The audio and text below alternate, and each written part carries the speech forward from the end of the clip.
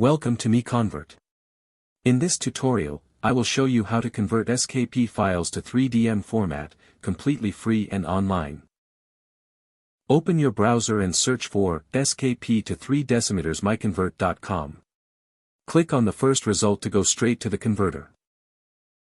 You are now on the SKP to 3DM converter page. The interface is clean and easy to use. Let's upload a file. Click the Choose File button. A file picker will open. Select the SKP file you want to convert, then click Open. Your file is loaded and ready.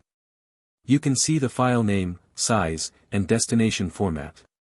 Click Convert now to start the conversion. The conversion is in progress. You can see the progress bar moving. This usually takes just a few seconds. Done. Your file has been successfully converted. Click Download to save the 3DM file to your computer. That's it. Visit MiConvert.com for more free conversion tools. Subscribe for more tutorials. Thanks for watching.